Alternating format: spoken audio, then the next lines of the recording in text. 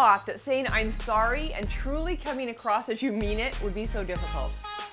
Let's change that up and find out what to do to make it really mean something. I am Leigh Wilson, and this is Focus Forward Business Design.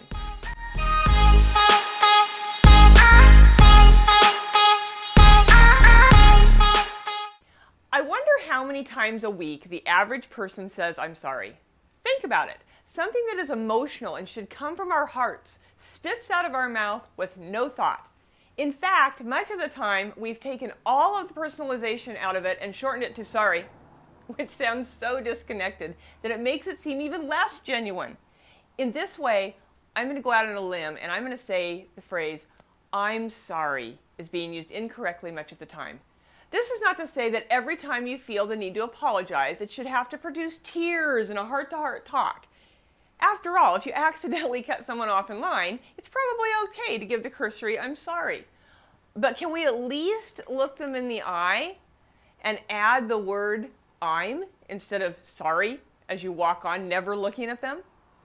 These are just observations that I've noticed as I go through my days and my weeks.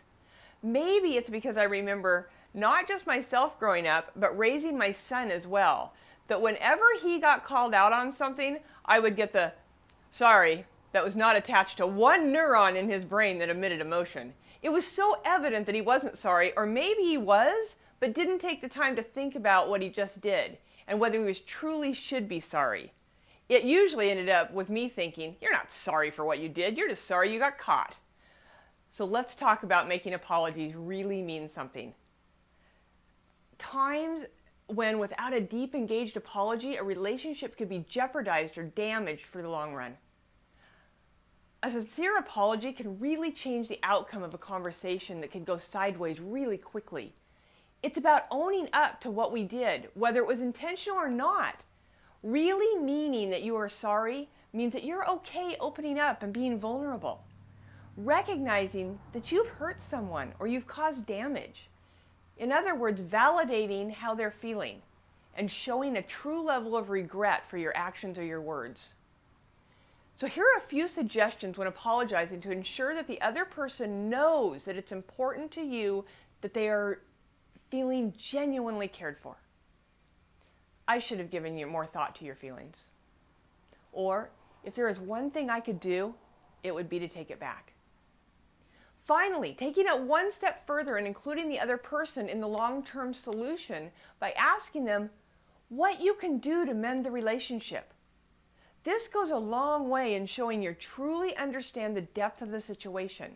For example, if you damage something, then ask, how can you replace it or fix it? If the matter that you're apologizing for involved a betrayal of trust, then asking, what can I do to rebuild that trust? This is paramount.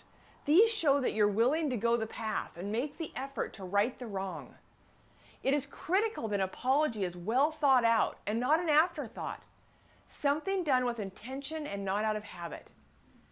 I wanted to take this to another level and try to raise our behavior level so that not only are we truly connecting with people when apologizing, but in turn deepening the relationship.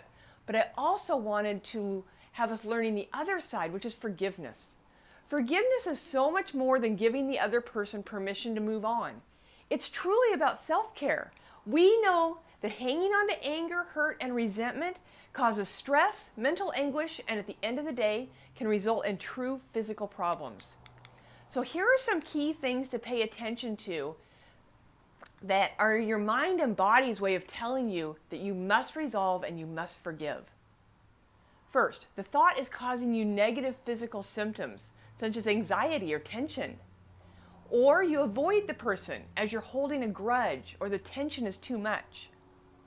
What about you continue to relive the experience and dwell on it? Or you're just ready to move past it. You're missing the relationship.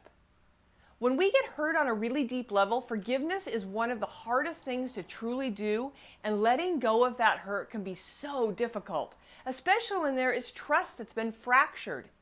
Here's part of it though. It so often goes back to what we just discussed, in that people tend to say I'm sorry with so little meaning that it makes forgiveness that much harder.